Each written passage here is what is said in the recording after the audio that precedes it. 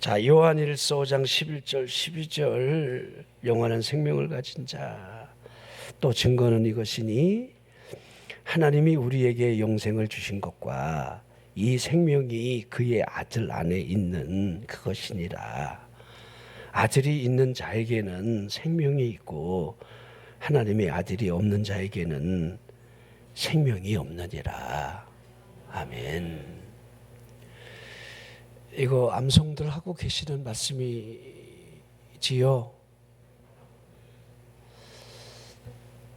자, 우리 요한 일서는 우리 사도 요한이 저자가 되는데요. 우리 전편에 요한복음을 기록을 했습니다. 그러니까 요한복음에 대한 요한 일서는 해설서가 되는 거예요. 요한복음을 더 깊이 이해하기 위해서 요한 일서를 기록하며 자세하게 풀어서 이 말씀을 이렇게 이해할 수 있도록 마치 이렇게 해설을 해놓은 것이 요한 일서다, 이렇게 볼 수가 있습니다. 자, 또 증거는 이것이다, 이렇게 시작을 하고 있는 이 증거를 좀 잘 보시라는 겁니다. 하나님께서 그 아들에 대하여 증언하신 증거가 있다는 것인데 하나님이 우리에게 영생을 주셨다는 거예요. 하나님이 영생을 주셨다. 자, 우리 요한복음 3장의 니고데모와의 우리 대화를 통해서 우리 예수님께서 요한복음 3장 16절 말씀을 하시게 되는데요. 하나님이 세상을 이처럼 사랑하사 독생자를 주셨다. 독생자를 주신 이유가 무엇이냐? 영생을 주시려는 하나님의 아들을 믿는 그 믿음이 영생을 준다는 사실을 이제 밝히 보여주고 있는 우리 예수님이 증언하신 그 말씀을 사도 요한이 똑똑히 기억해 놓고 있다가 그 말씀을 기록을 했습니다. 하나님의 의도, 하나님의 사랑하심이 이 영생에 있다는 사실을 말씀을 한 겁니다. 자, 우리 거듭나라라고 하는 그 말의 의미를 율법학자가 되는 니고데모가, 바리새인 되는 그가 성경을 얼마나 많이 알고 잘 알고 있었겠습니까? 그런데 그 말의 의미를 이해할 수도 없고 알 수도 없는 우리 예수님의 그 말씀이 얼마나 당황을 했느냐 이 말이에요. 거듭나라. 아니, 엄마 뱃속에 어떻게 다시 들어갔다 사람이 날 수 있지? 이렇게밖에 이해를 못하는 거예요. 영적인 것, 하늘의 것, 이것을 여러분 땅의 것으로 아무리 설명을 해도 인간의 이성이 여러분들 이해할 수 있는 한계는 분명히 그 누구라도 여러분들 막혀 있다는 사실을 우리에게 보여주고 있습니다. 그 영생을 설명하기가 얼마나 어려운지 우리 예수님께서 거듭나라 하셨단 이 말씀으로부터 너 모세가 광야에서 뱀 든 거 알지 않느냐? 인자도 달린다, 그 말로 믿으라. 쳐다보면 그 치료가 된 것처럼 믿으면 구원이 주어진다. 그러면서 요한복음 3장 15절에 우리 예수님이 이는 그를 믿는 자마다 영생을 얻게 하려 하심이라 분명하게 하나님이 그 아들을 보내심도 영생을 주시려는 의도가 있고, 자, 예수 그리스도께서 영생의 길에 대한 이 믿음을 요구하며 믿는 자마다 이 믿음의 요구가 구원을 얻을 수 있는 유일한 구원 책임을 말씀을 하셨습니다. 영생을 얻는 이 생명 안에 그리스도가 계신다는 사실, 생명이 있느냐 없느냐에 대한 이 기준이 오직 하나님의 아들에 있다는 사실을 말씀을 하고 있는 겁니다. 하나님의 아들이 있느냐 없느냐. 여러분, 오늘 본문의 말씀이나 우리 요한복음 3장에 우리 예수님이 영생에 대한 하나님의 사랑, 그 의도, 그 뜻이 여러분들 분명하게 다르지 않다는 사실을 보여주고 있습니다. 오늘 이 본문이 말씀하고 있는 이 생명의 길의 제시, 이 생명이 무엇이라고 여러분들 생각하십니까? 이 생명은 단순한 존재적 의미의 자연적인 생명을 말하는 것이 결코 아닙니다. 여러분의 생명은, 자연적인 생명은 지금도 호흡하고 있고 여러분들 살아가고 있는데, 살아가고 있는 우리 생명을 향해서 무슨 생명을, 영생을 또 주신다고 이렇게 여러분들 역으로 말씀이 되겠느냐 이 말입니다. 사람 안에 존재하고 있는 이 자연적 생명은 아담으로부터 부여된 형상으로서의 살아있는 존재적 생명, 그 생명이 계속 이어져가고 있는 겁니다. 하나님께서 그의 호흡을 거두실 때까지 자연적인 이 생명은 존재하게 되어 있는 거예요. 그러기에 오늘 본문에 아들이 있는 자에게는 생명이 있다라고 하는 이 생명은 자연적 생명이 결코 아닌 새로운 출생으로부터 부여된 영적 생명, 그 생명을 의미를 하는 겁니다. 이 생명이 있는 사람만이 하나님 나라를 볼 수가 있고 하나님의 나라에 들어갈 수 있다는 사실이 우리에게 여러분 이렇게 그대로 보여주고 있는 거예요. 자, 거듭나라는 거지요. 그리스도 안에 있다는 그 의미가 되는데, 그렇게 계속해서 여러분 복음은 그런즉 누구든지 그리스도 안에 있으면 새로운 피조물이라, 이렇게 여러분 표현하고 있는 거예요. 그리스도 안에 있는가? 여러분, 예수를 믿는다라고 하는 입으로만 주여 주여 하는 것이 생명이 주어지는 것이 아니라 그분 안에 내가 존재되어 있느냐라고 하는, 그분의 생명이 우리 안에 주어져 있느냐라고 하는 이 물음이 내가 새 것인가 아니면 아직까지 옛 본성이 살아있는 육신에 속한 자인가를 계속해서 보라는 겁니다. 자, 하나님 아들 안에 있는 이 새로운 생명을 보십시오. 우리 영혼 안에 하나님이 부어주시는 새로운 생명, 이 생명은 그러기에 살리는 영으로 말미암아 그분의 형상을 따라 새롭게 지으심을 받을 때에 주어지는 생명이라 할 수 있습니다. 이 생명이 주어진다면 내면적으로 볼 때에 거룩한 생명이 생겼다 말할 수 있고, 외면적으로 표현한다면 성결의 영으로 말미암아 우리가 맺게 될 수 있는 그 열매로 말미암아 우리가 식별이 될 수 있는 생명이 주어지는 겁니다. 하나님의 영이 우리 안에 오심으로 말미암아 내가 거듭났다라고 하는 것은 이 분명한 인식 차이는 커요.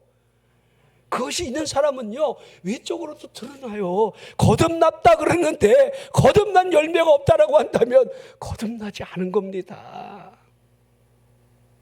그렇게 봐야 되잖아요. 성령의 열매가 현저하게 맺혀지게 되어 있는데 우리 안에 그 열매가 전혀 없다라고 한다면 그 사람이 새로운 피조물이요, 거듭난 사람이다, 새 것이다, 이렇게 말할 수는 없는 겁니다. 그러게 로마서를 기록한 사도 바울이 사람은 철저히 죄 아래에 매여 있다 이렇게 선언을 하면서 하나님께서 주신 이 율법으로 말미암아 신령한 것이 분명한 사실이 되겠지만 자신이 속해 있는 이 육신으로 말미암아 죄 아래에 있다는 사실, 이걸 그렇게 처절하게 여러분 밝히고 있는 겁니다. 율법이 사람에게 주고 있는 것은요, 정죄밖에 없는 겁니다. 율법은 사람을 정죄하고 정죄를 통해서 죄와 사망의 법 아래 놓이게 하는 그 역할을 하고 있는 겁니다. 로마서 7장 14절, 우리가 율법은 신령한 줄 알거니와 나는 육신에 속하여 죄 아래에 팔렸도다.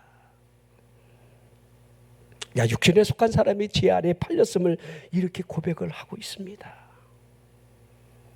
그러기에 가장 중요한 것이 그리스도 안에 있느냐의 문제예요. 그리스도 안에. 여러분, 영접한다는 게 뭡니까? 모셔드린다는 거잖아요. 그분이 우리 안에 오신다는 거잖아요. 회개라는 게 뭡니까? 우리가 하나님을 향하지 못했던 이 방향이 하나님께로 여러분 돌리는 것이 방향 전환이 회개입니다. 메타노니아. 여러분, 회개가 두 가지가 있어요. 그러기에 하나님께로 우리가 방향을 전환하는 것이 회개고, 우리의 삶이 여러분들 돌이키는 것이 여러분 메타메로모이, 이게 5번 기록되어 있어요. 삶의 회개, 행동의 변화. 이 두 가지 회개를 말하는 거예요. 회개하라 주여 나는 회개했습니다. 이것으로 끝나는 게 아니라는 거예요. 자, 그러기에 우리가 그리스도 안에 있다는 사실을 늘 볼 수 있어야 돼요. 내가 그리스도 안에 있다. 내가 거듭난 영혼이다. 내 안에 하나님의 아들 그 되시는 성령이 와 계신다라고 하는 성령의 인치심이나 그 이끌림이 있어야 한다는 사실. 그럴 때에 우리 안에 흐르고 있는 생명의 성령의 법, 그것을 여러분 느끼게 되는 거예요. 죄와 사망의 법이 우리를 이끌어가는 것이 아니라 생명의 성령의 법이 내게 적용되고 내 안에 생명이 주어졌다는 사실. 율법으로부터 정죄함을 받지 않음으로 말미암아 죽음의 길을 피할 수 있는 유일한 그 길이 그분 안에 있음으로 말미암아 주어지는 새 생명이라는 겁니다. 새 생명.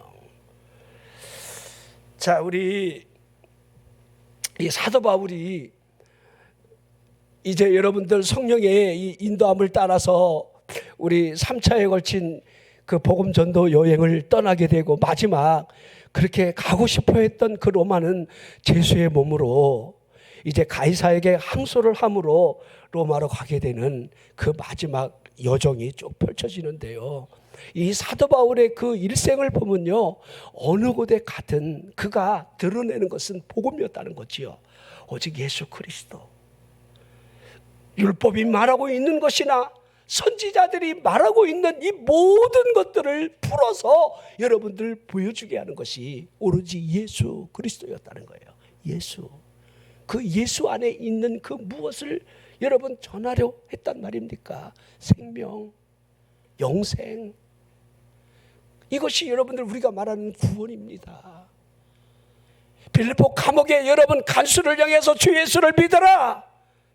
그리하면 너와 네 집이 구원을 얻으리라 라고 여러분 선언했던 이 복음을 좀 보라는 겁니다. 자, 우리 안에는 두 종류의 생명이 여러분 존재하고 있습니다. 한 생명 안에 들어있는 이 모습은 하나님의 아들이 있다 할 수 있고, 쉽게 말하면 예수를 믿음으로 말미암아 하나님의 아들 예수 그리스도를 모셔드렸다, 가졌다, 이렇게 해야 하는 겁니다. 가졌다라는 이 말은 소유했다, 그런 의미가 될 겁니다. 무엇을 소유하는 겁니까? 그분 안에 들어있는 생명. 예수 그리스도 안에 있는 돈, 이걸 가지려고 하지 말고 우리는 믿는다 하면서 예수 그리스도 안에 있는 그 신유의 기적, 축복, 능력, 이걸 얻으려고 하는데 아닙니다. 그분 안에 있는 영생, 생명, 이 생명을 주시려고 속량 제사함을 위한 십자가에 달리신 예수 그리스도의 모습이 우리에게 똑똑하게 보여져야 한다는 겁니다.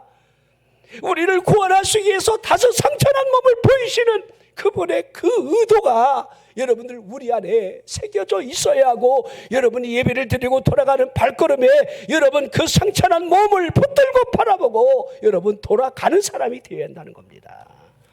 우리가 잘 아는 대로 요한복음 1장에 세례 요한이 하나님께로부터 보내심을 받은 사람이로서 자신이 빛에 대하여 증언을 하고 모든 사람으로 말미암아 믿게 하기 위한 일을 위해서 내가 왔다, 자신의 존재적 사명 의미를 이렇게 설명하면서, 자, 그가 증언하기를 자신도 그리스도에 대해서 그분이 누구인지를 잘 알지 못하지만은 나를 보내며 물로 세례를 베풀라 하셨던 하나님께서 나에게 말씀하시기를 누구든지 성령이 그 위에 머무는 것을 보거든 그 사람이 성령으로 세례를 베풀 것이다 라고 하는 이미 증거를 받은 거예요. 자, 그때 우리 예수님이 요단강에 와서 세례 요한에게 세례를 받게 됐지요. 세례를 받을 때에 세 가지 일이 일어나지요. 하늘문이 열리게 되면서 그 열린 하늘문으로부터 비둘기 같은 성령이 비둘기 형체의 모습을 지닌 거죠. 성령이. 자, 그 사람 위에, 예수 그리스도 위에 머리에 머무는 순간에 하늘에서 음성이 들려집니다. 이는 내 사랑하는 아들이다, 내 기뻐하는 자다, 너희는 저의 말을 들으라. 여러분, 하늘에서 3번씩이나 그분 위에 여러분 성경에 여러분 음성이 들려진 것을 증언을 하고 있습니다. 자, 그리고 그 이튿날 요한복음 1장 29절에 세례 요한이 이렇게 말하고 있습니다. 이튿날 요한이 예수께서 자기에게 나오심을 보고 이르되, 뭘 보는 겁니까? 그분에게서. 다 같이 해봐요. 보라, 보라, 보라. 뭐 계속 봐요. 세상 죄를 지고 가는. 내가 보라 그러면 여러분들이 쭉 읽어. 보라.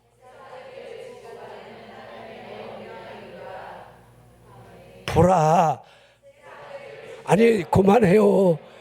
언제까지 나는 지금 설교 계속 가만히 있어. 이제 그만하고 보라. 뭘 보는 거예요? 하나님의 어린 양. 하나님의 어린 양.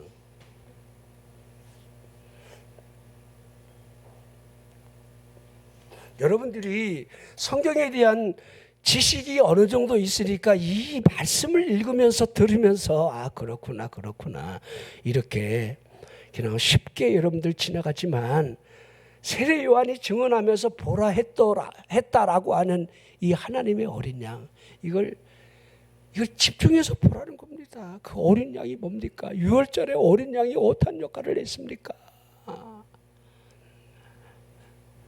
애굽에서 그들이 출애굽하는 마지막 결정타가 여러분들 하나님이 구원의 방법으로 제시한 유월절 아닙니까? 유월절의 어린 양, 하나님의 어린 양, 하나님이 보내신 어린 양. 어린 양의 피를 우슬주에 적셔서 좌우 임방에 그 피를 뿌린 그 가정마다 6월 넘어가는 패스오버, 6월의 역사, 구원의 역사, 심판이 넘어가는 역사. 하나님의 어린 양, 그 어린 양을 믿음으로 말미암아 믿음이 있는 사람에게 주어지는 그 생명, 죽음이 넘어가고 심판이 넘어가고 생명이 주어졌다는 사실을 이렇게 지금 표현하고 있습니다. 이사야 53장 6절 우리가 너무도 잘 아는 말씀이지요. 우리가 다 각기 제 길로 갔는데 우리 죄악을 담당하시려 하나님이 그 아들을 보내신다, 이렇게 분명하게 이사야 선지자가 예언을 했습니다.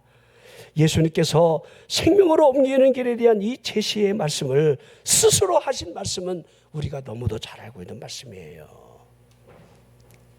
제가 이 말씀을 설교하면서 그냥 계속 끄집어내는 말씀이니까 여러분들이 많이 알고 있는, 외우고 있는 말씀이 될 겁니다. 그렇지요. 요한복음 5장 24절이지요. 우리 예수님께서 내 말을 듣고 내 말을 좀 들어라. 내 말을 좀 들어.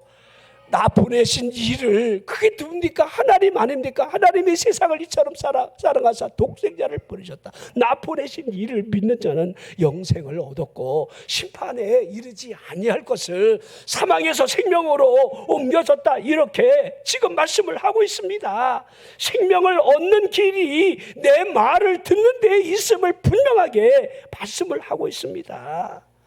그분을 영접한다는 거, 내가 그분 안에 존재한다는 거, 그러므로 말미암아 그 믿음이 우리 생명을 줄 수 있는 유일한 길임을 우리는 볼 수 있어야 돼요.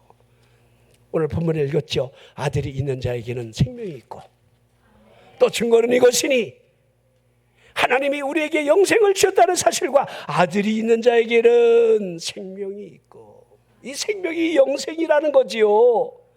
자, 아들이 있는 자에게 생명을 가질 것이다 라고 하는 의미가 아닌 생명이 있고, 자, 아들이 있다는 것은 그 영혼 안에 새 생명이 숨어 들어온 것으로 지금 소생 상태에 있음을 말씀을 하는 겁니다. 소생할 것이다. 앞으로 봐라.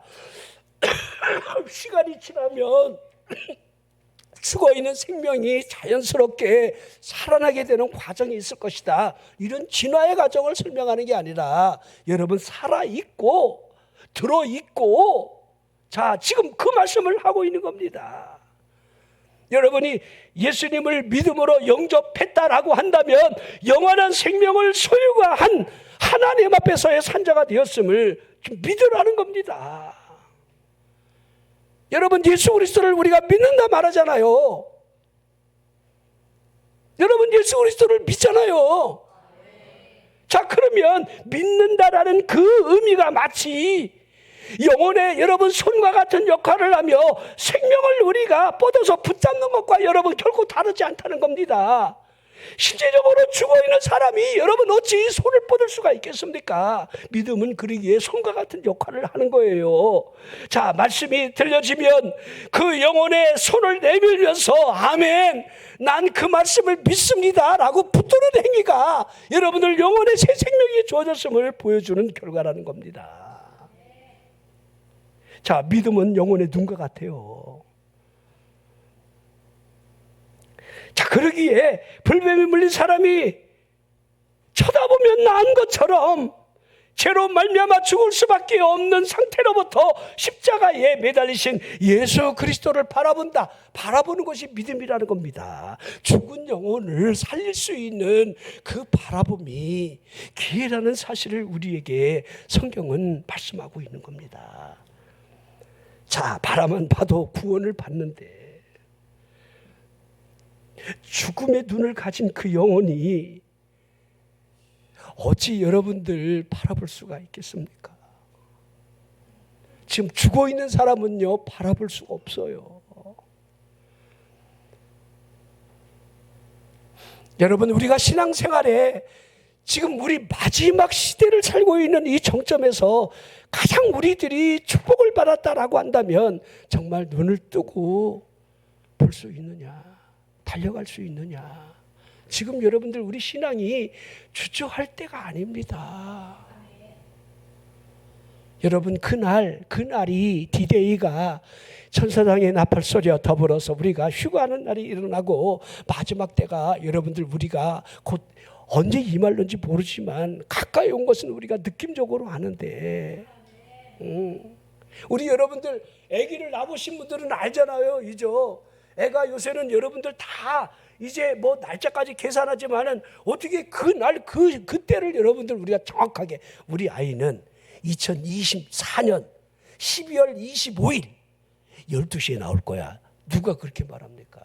근데 느낌적으로는 알아요. 12월 달에 나올 것 같은데 이렇게. 지금 종말을요, 우리는 느낌적으로 아는 거예요. 광둥성에 여러분 호박만한, 여러분 수박만한 우박이 여러분 떨어지는데 그거 한 방 맞아 볼래요? 여러분 좀 뉴스 좀 봐봐요. 여러분들 그거 사진 찍어갖고 우리 눈앞에 보여주잖아요. 막 이게 호박만한 거, 막 이따만한 거, 주먹만한 거는요, 여러분들 막 무수히 막 폭탄처럼 떨어져서 창고를 뚫고 내려오고 여러분들 막 그냥 자동차 본넷을 막 그냥 그 앞 유리창을 막 그대로 여러분들 깨트려 버리잖아요. 이 애굽의 여러분들 우박 여러분 심판, 이거 여러분 잘 보십시오. 하나님의 심판을 좀 보십시오. 하나하나. 노아의 때와 같다. 소돔 고모라의 때와 같다. 노아의 때 구원받은 사람이 8명이잖아요. 저는 실로 두려워요.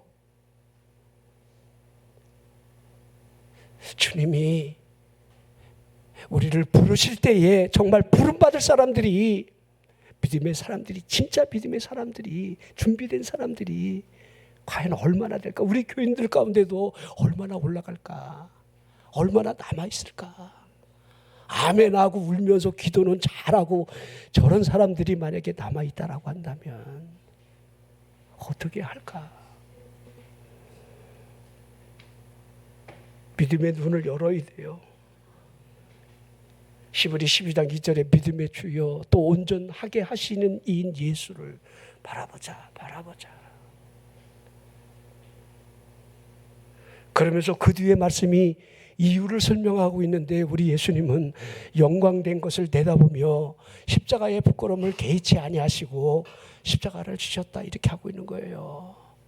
우리가 눈을 열고 똑바로 바라보면 이 땅의 것이 다가 아니라는 것을 알게 되고, 내가 걸어가는 그 발걸음에 아무리 힘겹고 어려워도 십자가를 지고 십자가를 바라보고 앞으로 또박또박 걸어가는 그 믿음의 행위가 존재한다는 겁니다. 우리 예수님께서 세간에 앉아 있는 그 마태를 나를 따르라 하시면서 제자로 삼아 주시는데, 이 마태가 예수님을 자기 집에 모셔놓고는 잔치를 벌이는데 세리의 친구들은 다 세리입니다. 그러니까 바리새인들이 보니까 저 잡것들이 다 예수님 주변에 모여갖고 희낙낙하며 잔치를 벌리는데 우리 예수님이 저런 하찮은 인간들하고 있는 것이 못마땅했던 거예요. 만약에 우리 여러분 생각해 보세요. 예수님이 공생애를 시작하시면서 바리새인 서기관들 정치인들하고 잘 이렇게 친분 있게 했다라고 한다면 여러분들 우리 예수님이 핍박을 받을 일이 없어요. 근데 그들을 향해서는 우리 예수님이 독소를 막 내뿜지요. 이죠. 화 있을진저 막 이러면서 이죠. 이 서기관 바리새인들이요. 그러니까 제가 여러분에게 좀 세게 말한다고 섭섭하게 생각하지 마십시오. 좀 귀담아서 좀 들어주시고, 성경의 이야기가 여러분 그렇게 기록이 되어 있으니까. 그때 우리 예수님이 하시는 말씀이 건강한 사람에게 의사가 필요 없듯이 나는 의인을 부르는 곳이 아니라 죄인을 부르러 왔다. 자신의 오신 그 목적의 의미를 분명하게 그렇게 말씀을 하셨습니다. 바리새인들을 보십시오. 그들은 의사가 필요 없는 건강한 사람이었다는 거예요. 누가복음 18장에 여러분들 바리새인 세리의 기도는 너무도 우리에게 극렬하게 그 장면을 보여주고 있습니다. 지금 우리 한국교회나 여러분 예수를 믿는다는 사람들이 하나님 앞에 나아가 기도하는 이 기도가 바리새인 기도일 수도 있어요. 하나님 앞에 내가 이렇게 11조 드립니다.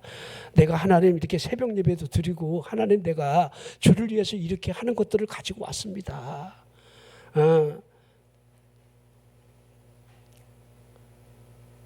하지만 이 세리는 자신을 알잖아요. 그래 신앙생활은요 자신을 아는 거예요. 죄인됨을 알고 부족한 것을 알면서 주님이 우리에게 필요하다는 거지요. 주여 도와주세요. 이게 필요해요. 이게 너무 여러분들 계산이 빠른 사람들이 있어요. 빌립 같은 사람, 너무 여러분들 이성적인 판단을 앞세우는 사람, 이런 사람은요 영혼의 눈을 결코 뜨지 못해요. 믿음의 손을 어찌 내밀 수가 있겠습니까? 죄인임을 깨닫고 제사함의 필요를 원하지 않는 사람이 여러분 어찌 회개가 가능하겠습니까? 그러게 여러분 회개한다는 사실은 갓 태어난 어린 나이에 울음소리라 할 수가 있는데, 이 어린 나이의 울음소리는 어찌 보면 생명이 있다는 사실을 지금 보여주고 있는 역할을 하는 겁니다. 그러게 애가 태어나서 울지 않으면 엉덩이를 세차게 때리잖아요. 이제 울으라고, 네 안에 생명이 있음을 확인해 달라고. 울지 않으면 그 아이는요 죽은 거예요. 살아왔지만은. 사람이 나는 죄인입니다. 하나님 나는 죄인입니다. 하나님 나는 구원이 필요합니다. 하나님, 이렇게 진정한 영혼의 외침과 회의가 있는 사람 안에 생명이 주어졌다라고 하는 사실을 보여주는 표징이 된다는 겁니다. 이게 회개라는 거예요. 기도가 뭡니까? 여러분 기도를 무엇이라고 생각하십니까? 여러분은 기도를 언제 하십니까? 얼마만큼 기도를 하고 있습니까? 어느 때에 여러분 기도하느냐 이 말이에요. 신앙생활이 뭐라고 생각하시지요? 그렇게 저에게 묻는다면 나는 기도 생활이다 이렇게 거침없이 답을 합니다. 기도 안 하는 사람은요 신앙생활 안 하는 겁니다. 신앙생활 한다고 말하지 마십시오. 기도가 없는데 하나님과의 교제가 끊어졌는데 어찌 그 신앙생활입니까?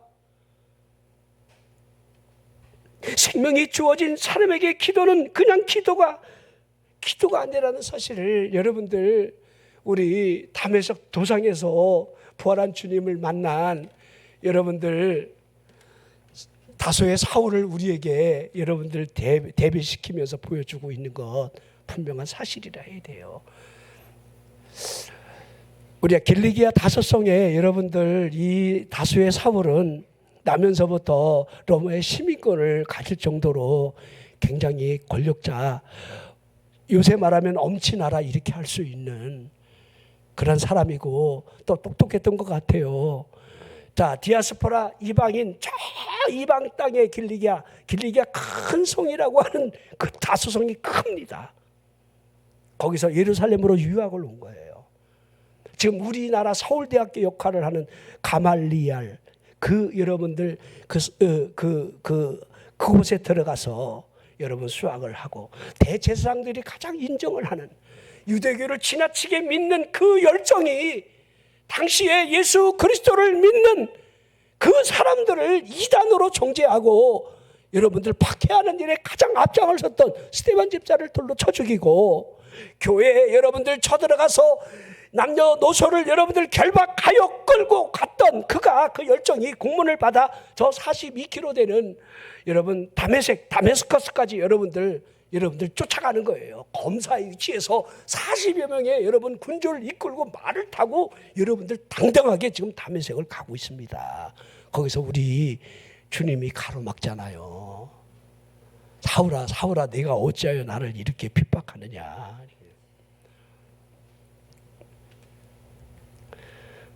얼마나 놀랬겠습니까? 이죠.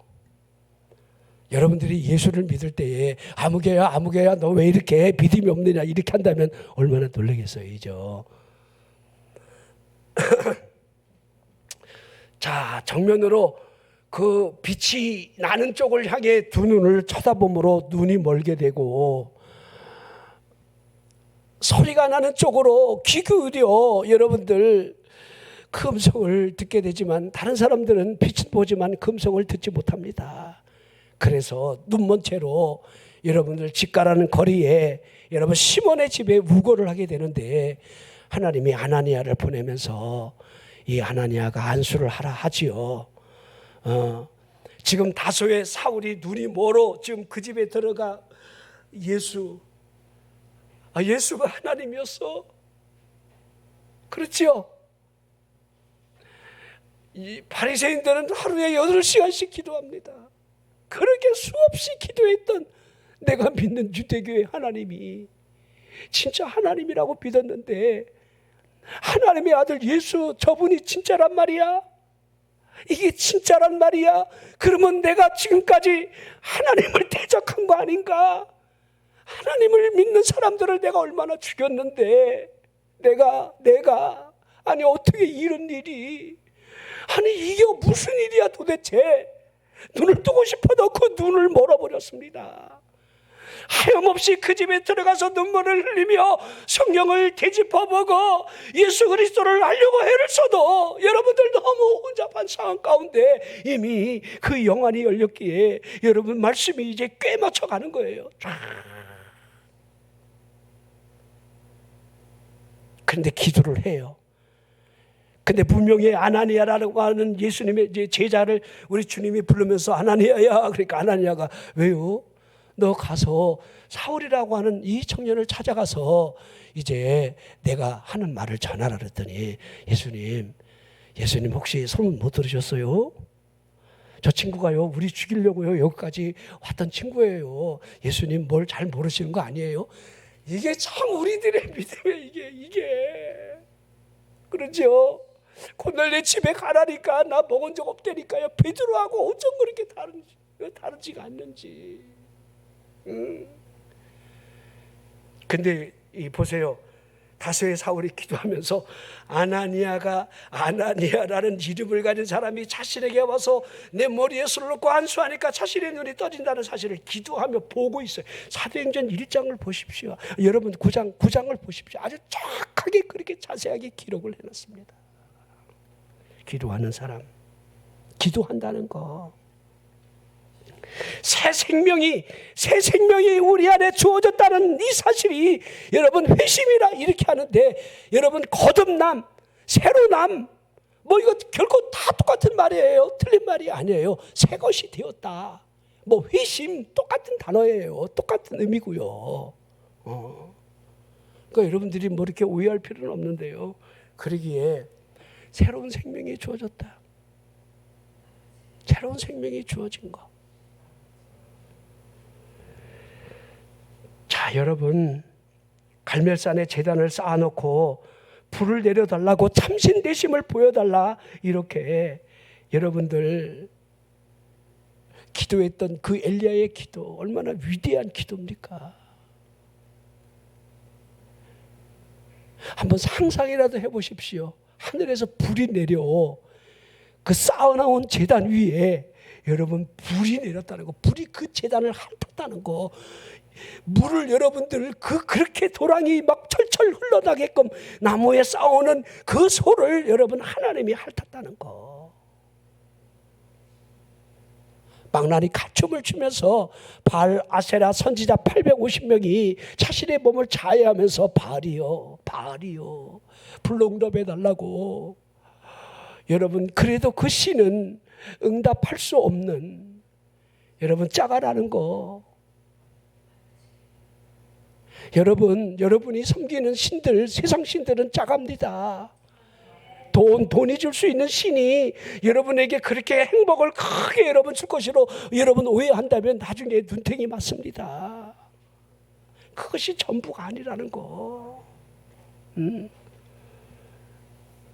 야곱이 여러분 알다시피 야복강에 들어가서 하나님만이 내게 복을 줄 수도 있습니다라고 이렇게 절박한 그 기도, 400명의 칼잡이를 데리고 오는 붉은 사냥꾼 에서로부터 자신을 지킬 리가 하나님밖에 없음을 하나님 앞에 여러분들 환도뼈가 부러지도록 기도했던 이 야곱의 모습이 우리의 모습이 되어야 한다는 거예요.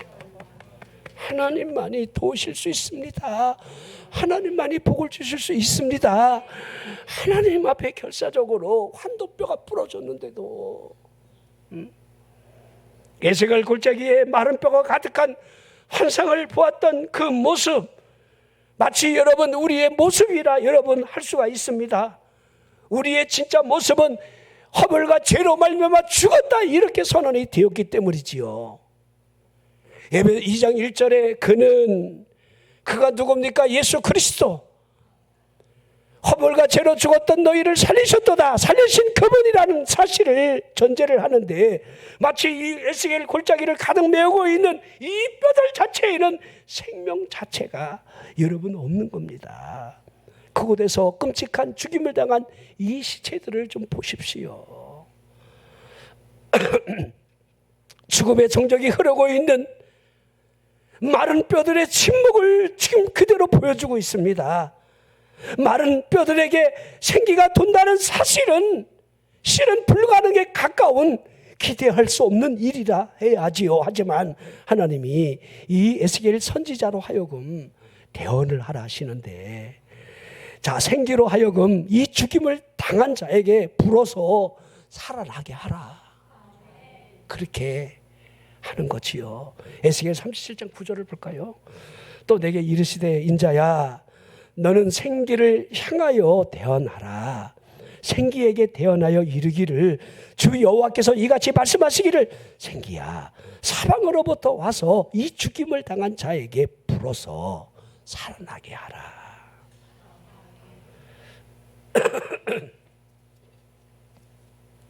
자, 우리의 실제의 모습은 공중 권세 잡은 자를 따랐던 본질상 진노의 자녀였을 뿐,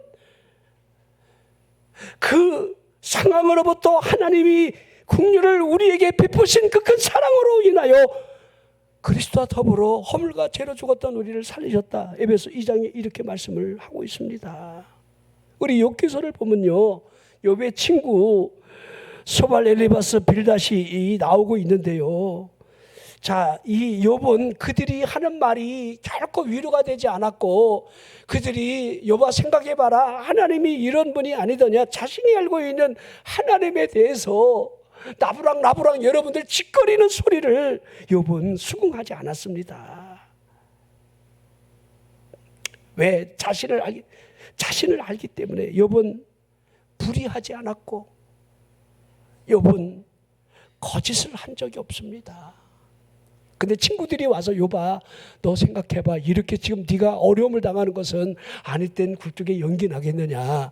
버섯목 뒤집어 봐봐. 그 안에 다 드러나 있는 거 아니야. 자꾸 이렇게 여러분들 위로가 하는 게 아니라 자꾸 여러분들 하나님의 말씀을 아는 것을 인용하면서 막 이렇게 설명하니까 욥이 막 이렇게 막 너희들이 죽으면 지혜도 함께 죽을 거다 뭐 이러면서 막 괴로워하는 거예요. 막 우리 욥기서 42장에 여러분 마지막에 보면 하나님이 이 세 친구를요 아주 준엄하게 꾸짖어요. 연속 2번으로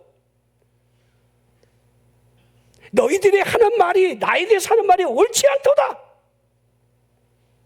너희들이 욥과 같은 행위가 없음에도 불구하고 욥을 그렇게 할 수 있는 하나님에 대한 나에 대한 말이 너희들은 가당치도 않도다.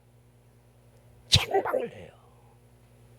우리가요 착각할 때가 많아. 내가 알고 있는 성경 지식이 진짜이냐 하나님의 말씀이냐 여러분들 막 떠버리고 진짜이냐. 우리 이단 사상에 빠진 사람 보십시오. 이단 사상에 가진 사람한테 뭔가 여러분 이렇게 하나님의 말씀을 전하려면 당신이 잘못 알고 있는 거예요. 난 올바로 믿고 있어. 이렇게 여러분들 댓글이에요. 자, 여러분 이 욥의 친구들은요 어찌 보면 입으로만 신앙 고백하는 그 사람들을 대표하고 있다 할 수 있습니다. 입으로 만들어내고 있는 있지도 아니한 하늘의 기쁨이 유사한 모조품을 만들어내는 것처럼 입으로만 이렇게 하고 있습니다. 마태복음 7장에 우리 예수님께서 나더러 주여 주여 입으로 하는 자들이 천국에 다 들어가는 것이 아니다. 아버지 뜻대로 행하는 자 그런 자가 들어갈 것이다.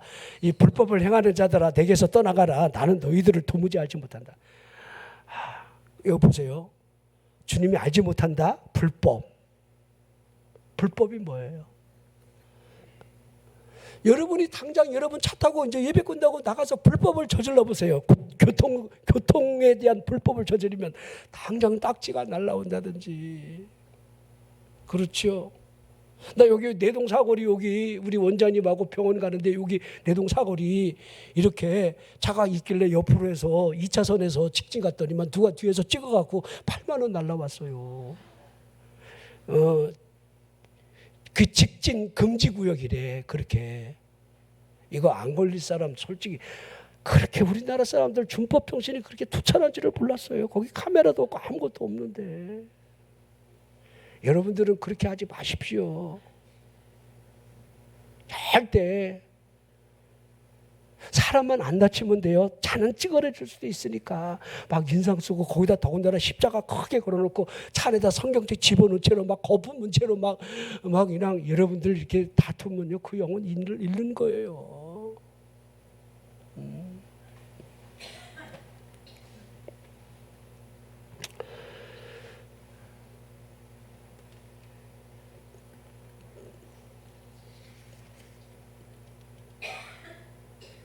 제가 불법이라는 얘기를 하면서 좀 곁나갔습니다만은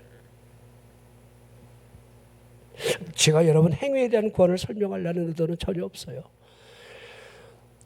그러니까 우리가요 너무 믿음을 강조하다 보면 행위를 놓칠 때가 있어요. 하지만 믿음과 행위는요 여러분들 죄송하지만 분리될 수 없는 것들이에요.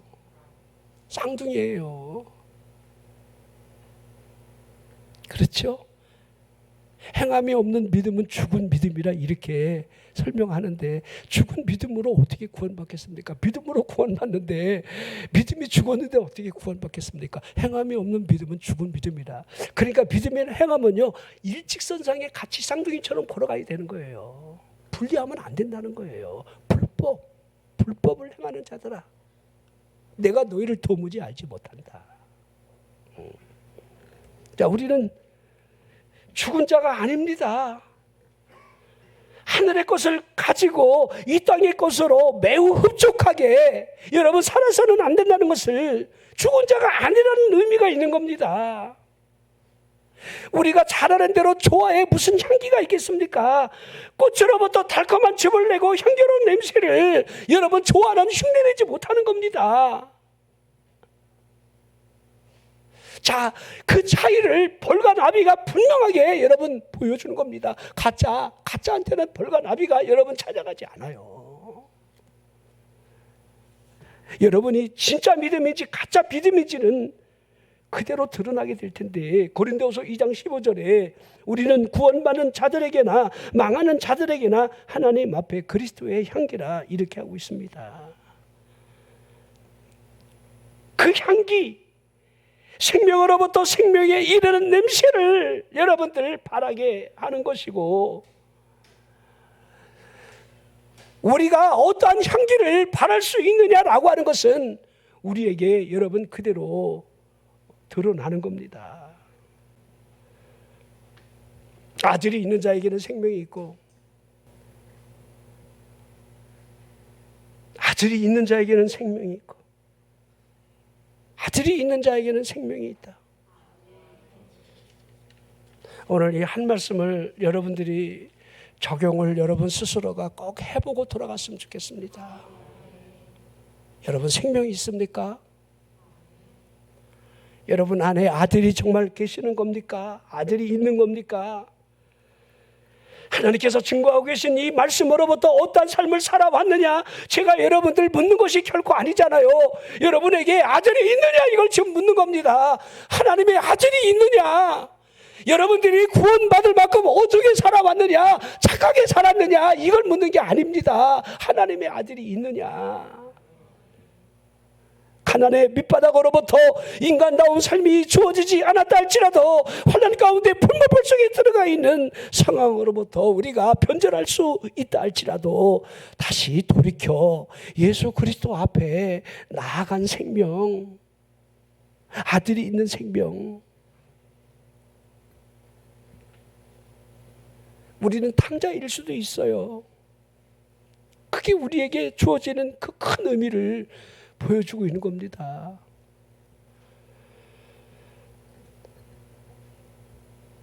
자유를 찾기 위해서 외국으로 멀리 아버지 재산 이미 땡겨갖고 여러분 허랑방탕한 삶을 살았던 그가 어떠한 여러분들 삶의 결과가 온다는 거, 여러분 주님 떠나면요 결코 행복하지 않아요. 믿음 떠나보세요. 순간은 돈 있지, 옆에 여러분들 세상 놀이거리가 많이 있지. 돈 떨어져 보세요. 아버지 집에 가야 되는데, 아버지 은혜가 필요한데, 여러분 믿음이 여러분들 어느 순간에 나도 모르는 순간에 잘한다 생각하지 마십시오. 기회가 있을 때 우리 예를 들어서 누가 자꾸 손을 잡아서 우리 기도해요, 우리 기도합시다 막 이렇게 여러분 신앙에 열심이라는 채찍질을 조금이라도 가해줄 때 이렇게 막 슬쩍 따라오면 그 사람은 굉장히 큰 복이지만은 진짜 하나님이 선택한 사람이 맞다라고 한다면 그 사람을 통해서 쓰시려는 의도는요, 하나님이 눈을 열게 하는데 그 눈은 여러분 채찍질의 눈밖에 없어요. 고난의 떡을 먹어야 하나님이 보여줘요. 나도 부유한 우리 쌀집 아들로 컸으면 하나님 붙들림 받지 않았을 것 같아요. 그 고난이 하나님만을 바라보게 하고 하나님만을 의지하게 하고 하나님이 내 아버지라는 사실 앞에 그냥 기쁨의 춤을 추게 할 수 있는 영적인 눈을 뜨게 하는 원동력이 됐다는 것을 우리 뒤늦게 잘 알게 되는 것과 같습니다. 우리 예수님이 부자나 여러분 거지 나사로 그 설명을 하시면서 여러분들 이게 여러분들 소설이라고 여러분들 우리 예수님이 말씀하신 거 아닙니다. 부자가 여러분들 매일 호화롭게 연락하며 또 죽었다는 사실, 이 거지가 여러분들 그 거지 같은 삶을 살다가 죽었다는 사실이 동일하다는 거잖아요. 우리 동일하게 죽습니다. 부자로 살든 거지처럼 살든 그때부터가 여러분 갈라진다는 거잖아요. 그러지요. 거지가 가 있는 곳과 부자가 가 있는 곳이 너무도 다르다는 거, 그것이 있다는 거.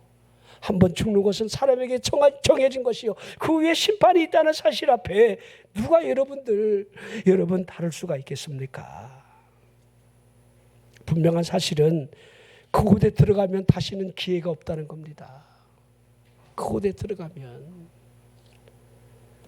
하나님의 아들이 없는 상태로 살아가는 사람의 모습이라 한다면 현실의 삶으로부터 생명이 주어진 믿음의 기쁨 어찌 여러분 누릴 수가 있겠습니까? 무궁토록 흐르고 있는 행복의 강물 결코 마실 수가 없는 겁니다. 하나님의 아들이 없다는 사실은 하나님의 영으로부터 인도함 또한 없는 겁니다. 로마서 8장 14절 보십시오. 하나님의 영으로 인도함을 받는 사람은 하나님의 아들이다. 자, 누구든지 그리스도의 영이 없으면 그리스도의 사람이 아니라 계속해서, 자, 이 모습을 잘 보십시오. 그리스도의 영이 없는 사람이라고 한다면 좀 제가 가혹한 말을 좀 여러분 하는 말이라 들리는지 모르겠습니다만은 걸어다니는 시체입니다. 하나님의 영의 인도함을 받지 못하는 사람은 걸어다니는 시체일 뿐이에요. 하나님의 아들이 없는 사람에게는 움직이는 시신이다, 이렇게 여러분 해도 틀린 말이 결코 아닙니다. 생명이 없는 사람을 잘 보라는 겁니다. 또 생명이 있는 사람을 잘 보라는 거예요. 사망으로 하여금 거주지를 삼고 어둠의 길을 생명이 있는 사람이 걸어갈 리는 없습니다. 무덤의 열매를 알 수 있는 부패를 얻지 생명이 있는 사람이 사랑할 리가 있겠습니까? 자기 스스로의 양심으로부터 질식사할 만큼 생명이 있는 사람이 어리석은 일을 하지는 않는다는 겁니다. 은혜의 성령을 거역한 채로 천국의 기쁨보다 이 세상의 정욕을 따라 살아가는 일이 가능하겠느냐, 이 말입니다. 생명이 주어졌는데, 제가 여러분 말씀하셨던 그대로 이 마지막 때에 노아의 때라는 사실을 기억하고 노아의 때에 8명이 구원받았다, 겨우 구원받은 사실을 보십시오. 시집가고 장가가고 육신의 정욕과 먹여준 이생의 자랑을 따라 살았던 그들의 모습하고 우리의 지금 모습이 뭐가 다릅니까? 지금 우리 여러분 성소수자의 인권을 위해서 정치인들이 저렇게 길을 쓰고 도와주려고 하는데 그 뒤에 있는 사탄의 역사를 보십시오.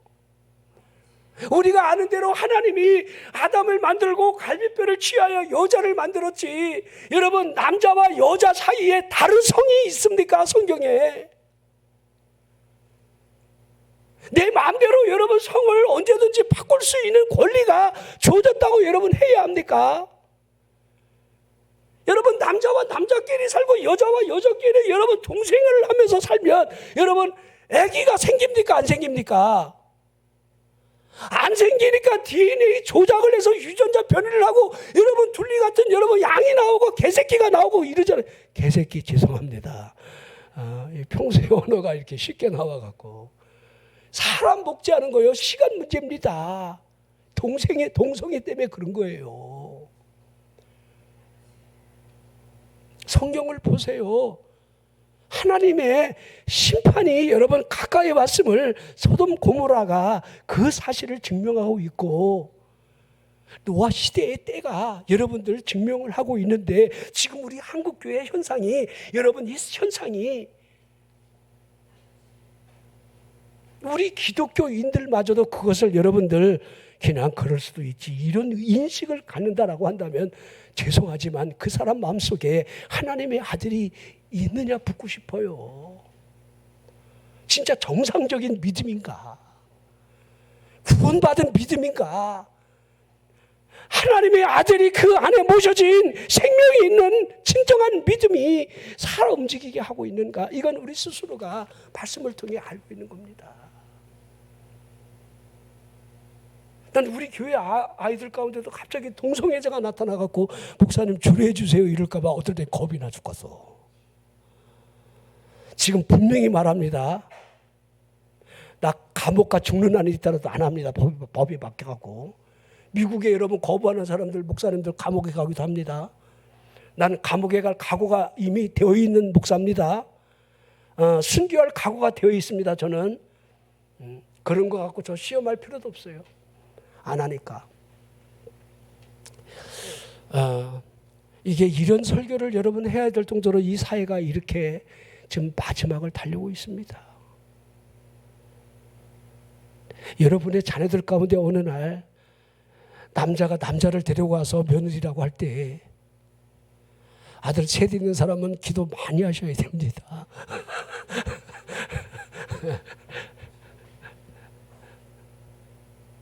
이거 여러분들 웃을 일이 아니라는 거 기도해야 될 일이라는 거. 설마 설마 여러분들 옛날에 누가 물 사 먹을 것이라고 여러분 물을 돈 주고 사 먹을 것이라고 생각했습니까? 오늘 가서 어느 물을 이렇게 보니까 물이 하나가 물 한 병이 2,500원짜리도 있더라고요. 헐 대박. 더 비싼 것도 있겠죠. 막 이렇게 더 좋은 물. 그러죠. 지금 여러분들 지금 일어나는 현실들 이 상황들 보십시오. 어떤 일이 지금 일어나고 있는가. 자, 오늘 제가 본문을 정해놓고 또 증거는 이것이니 하나님이 우리에게 생명을 주신 것과 이 생명이 그의 아들 안에 있는 그것이니라. 아들이 있는 자에게는 생명이 있고 하나님의 아들이 없는 자에게는 생명이 없느니라. 하나님의 증거 끝. 여러분 스스로에게 물어보십시오. 스스로에게. 여러분 믿음으로 예수 그리스도가 나의 구주 되심을 영접하셨지요? 하나님의 아들이 우리 안에 오시는 겁니다. 하나님의 아들이 있다라고 한다면 우리 안에 생명, 영생이 이미 주어진 거예요. 이 믿음만큼은 결코 흔들릴 수 없는 여러분들 구원의 복음이기 때문에 여러분들이 더 주님을 바라보고 믿음으로 나아가고 주님만 붙들고 주님만 의지하고 승리하시기를 주의 이름으로 축원합니다. 자, 우리 두 손을 모은 채로 우리 안에 우리 예수님을 모신 생명이 있습니다. 하나님의 아들이 없으면 생명이 없는 건데 내 안에 하나님의 아들이 계십니다. 이 생명을 지닌 채로 주님 오시는 그날까지 내 믿음이 견고해지고 흔들리지 아니하고 믿음의 승리자가 되기를 원합니다.